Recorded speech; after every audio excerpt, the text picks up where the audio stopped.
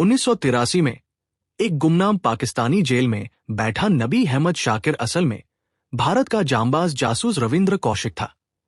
उसकी पहचान मिट चुकी थी और मिशन खत्म हो चुका था, पर एक बर्बर पूछताछ करने वाले की खौफनाक नजरें अब भी उसके सामने थी।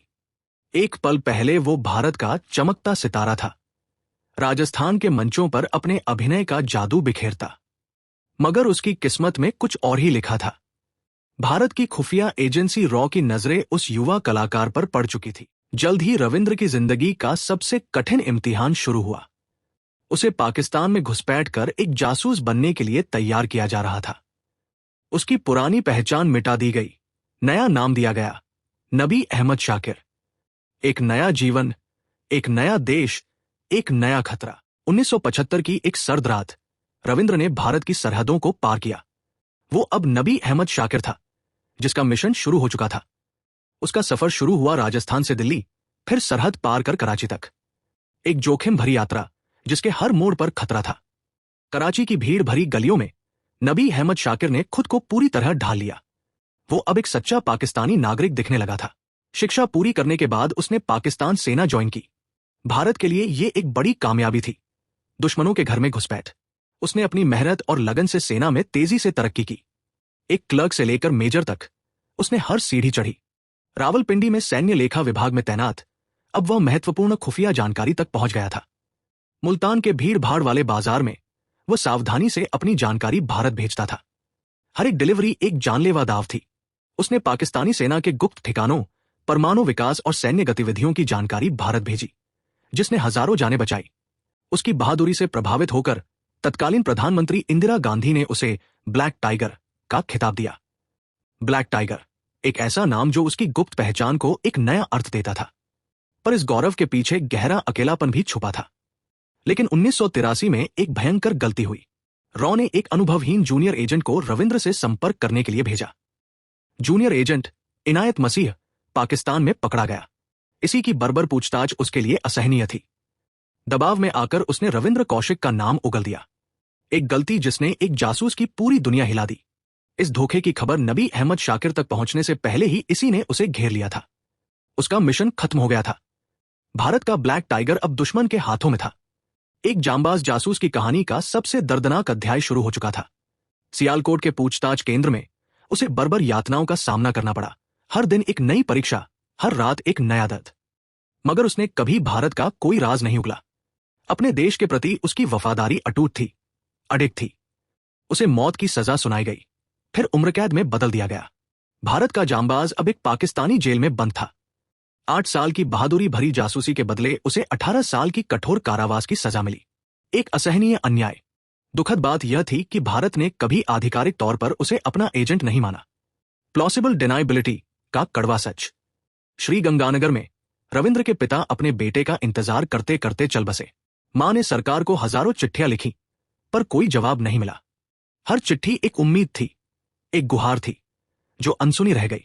एक मां का दिल हर रोज टूटता रहा। मियानवाली जेल में रविंद्र ने अपने जीवन के 18 साल बिताए।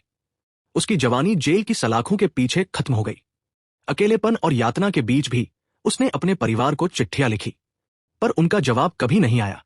2001 में मियानवाली जेल में रविंद्र कौशिक अकेले ही मर गया। भारत के इस हीरो का अंत इतना दर्दनाक था।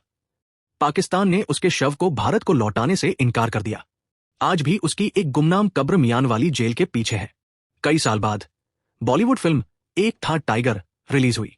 रविंद्र के परिवार ने दावा किया कि यह फिल्म उसी की कहानी पर आधारित थी। निर्देशक ने कोई क्रेडिट नहीं दिया। एक बार फिर रविंद्र कौशिक को उसके अपने ही देश ने भुला दिया। ब्लैक टाइगर, एक ऐसा जासूस जिसने अपनी जान दांव पर लगाई, जिसने देश के लिए सब कुछ न्योछावर कर दिया, पर अंत में उसे सिर्फ उपेक्षा मिली। यह सिर्फ एक जासूस की नहीं, बल्कि एक बेटे, एक भाई, एक इंसान की कहानी है जिसे देश ने भुला दिया। उसका बलिदान आज भी एक सवाल है। क्या हम उन गुमनाम नायकों को याद रखते हैं जो हमारी सुरक्षा के लिए सब कुछ खो देते हैं? जेल की दीवारों के भीतर एक जासूस ने अपने वतन और परिवार की यादों को आखिरी दम तक संजोए रखा। उसकी जिंदगी एक अनकही गाथा बन गई। युवावस्था तक आते आते वो स्थानीय रंगमंच का एक जाना पहचाना चेहरा बन चुका था। उसकी पहचान उसके अभिनय से थी। उसी दौरान भारत की बाहरी खुफिया एजेंसी रिसर्च एनालिसिस विंग यानी रॉ की नजर उस पर पड़ी। उसे भारत के लिए जासूसी करने का प्रस्ताव दिया गया, एक ऐसा रास्ता जहां से वापस लौटना नामुमकिन था। 2 साल तक उसने दिल्ली के एक गुप्त प्रशिक्षण केंद्र में कठोर ट्रेनिंग ली। उसे एक संपूर्ण जासूस बनाया जा रहा था। उसने उर्दू सीखी, इस्लामी रीति रिवाजों को समझा और पाकिस्तान की संस्कृति को पूरी तरह आत्मसात किया। रविंद्र कौशिक अब सिर्फ एक याद था। सामने था नबी अहमद शाकिर, जो पाकिस्तान के लिए पूरी तरह तैयार था। कराची विश्वविद्यालय में उसने कानून की पढ़ाई शुरू की। उसकी नई पहचान मजबूत होती जा रही थी। उसने कई दोस्त बनाए, जिसमें पाकिस्तानी सेना के अधिकारी भी शामिल थे। ये संबंध उसके मिशन के लिए महत्वपूर्ण थे। कानून की डिग्री प्राप्त करना उसकी पहचान को और मजबूत करता गया। अब वो पूरी तरह पाकिस्तान का हिस्सा बन चुका था।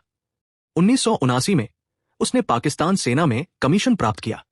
ये एक जासूस के लिए सबसे बड़ी उपलब्धि थी। धीरे धीरे उसने रैंक में तरक्की की और जल्द ही उसे मेजर के पद पर पदोन्नत किया गया। ये एक महत्वपूर्ण मोड़ था। मेजर के रूप में उसे पाकिस्तानी सेना के संवेदनशील विभागों तक पहुंच मिल गई। उसका असली काम अब शुरू हुआ था। उसने गोपनीय सैन्य दस्तावेजों तक पहुंच बनाई, जिसमें सेना की हर छोटी बड़ी गतिविधि दर्ज थी। उसने पाकिस्तानी सेना के ट्रूप मूवमेंट्स, ठिकानों और युद्ध योजनाओं की संवेदनशील जानकारी इकट्ठी की। यह जानकारी सीधे दिल्ली में रॉ मुख्यालय भेजी जाती थी, जिससे भारत अपनी सुरक्षा योजनाएं तैयार कर पाता था। हर एक संदेश भारत के हजारों सैनिकों की जान बचाने में मदद करता था। ब्लैक टाइगर एक सच्चा रक्षक बन चुका था। उसने पाकिस्तानी परमाणु कार्यक्रमों की जानकारी भी हासिल की, जो भारत की सुरक्षा के लिए एक बड़ा खतरा था। इन संवेदनशील जानकारियों ने भारत को पाकिस्तान के गुप्त मंसूबों का पता लगाने में मदद की।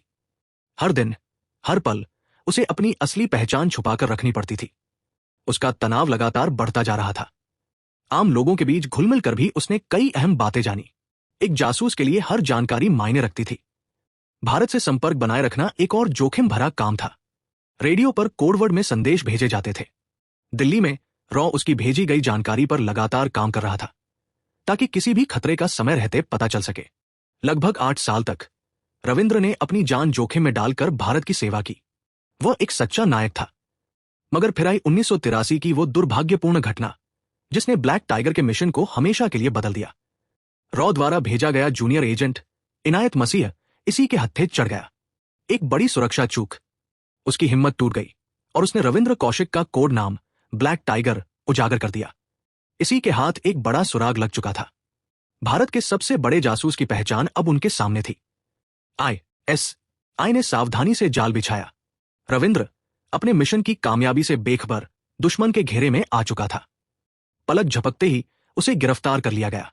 8 साल का मिशन एक झटके में खत्म हो चुका था। मेजर नबी अहमद शाकिर, जिसे भारत रविंद्र कौशिक कहता था, अब एक बंदी था। एक गहरा विश्वासघात। सियालकोट के पूछताछ केंद्र में उस पर असहनीय दबाव डाला गया। उसकी हर रात यातनाओं से भरी थी। कई दिनों तक पूछताछ चलती रही। वह थक गया था, पर उसने अपने देश को कभी धोखा नहीं दिया। उसके दृढ़ संकल्प को तोड़ना इसी के लिए लगभग नामुमकिन था। वो अपने वादे पर अटल रहा। उसे पहले मौत की सजा सुनाई गई, फिर उम्र कैद। उसकी जिंदगी का एक नया भयानक अध्याय शुरू हुआ। मियानवाली सेंट्रल जेल की काली दीवारों के पीछे भारत का ब्लैक टाइगर एक कैदी बन गया था। उसका भविष्य अनिश्चित था। उसे अपने देश की याद सताती थी। जेल की दीवारों पर वो अपने वतन का नक्शा बनाता रहता था। दिल्ली में रॉ के अधिकारी भी रविंद्र की मदद करने में असमर्थ थे। आधिकारिक इनकार ही एकमात्र रास्ता था। भारत में रविंद्र का परिवार उसकी वापसी के लिए प्रार्थना करता रहा, पर उनकी उम्मीदें हर दिन टूटती जा रही थी। सरहद के दोनों ओर 2 जिंदगियां एक दूसरे का इंतजार करती रहीं, कभी न मिलने की उम्मीद में। जेल की कठोर परिस्थितियों ने उसके स्वास्थ्य को धीरे धीरे बिगाड़ दिया। उसकी सांसें गिनती की रह गई थी। 18 साल की लंबी कारावास ने उसे पूरी तरह तोड़ दिया था। उसकी रूह थक चुकी थी। उस रात मियानवाली की उस अंधेरी जेल में ब्लैक टाइगर की लौ हमेशा के लिए बुझ गई। एक गुमनाम अंत। आज भी उसकी कब्र पर न कोई नाम है, न कोई पहचान। सिर्फ धूल और उदासी उसके बलिदान की गवाह है। बॉलीवुड ने उसकी कहानी का फायदा उठाया, पर उसे श्रेय देना भूल गए। एक बार फिर भारत ने अपने नायक को निराश किया। आज भी उसकी मां अपने बेटे के लिए न्याय की आस में जी रही है। एक मां का दर्द, एक देश का मौन।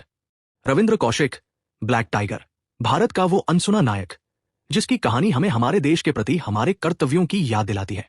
ये कहानी हमें सिखाती है कि सच्ची वीरता अक्सर गुमनाम रहती है और बलिदान की कीमत कभी कभी बहुत भारी होती है। ब्लैक टाइगर की कहानी एक ऐसे नायक की कहानी जिसे भारत ने भूलने की कोशिश की, पर जिसका बलिदान हमेशा अमर रहेगा।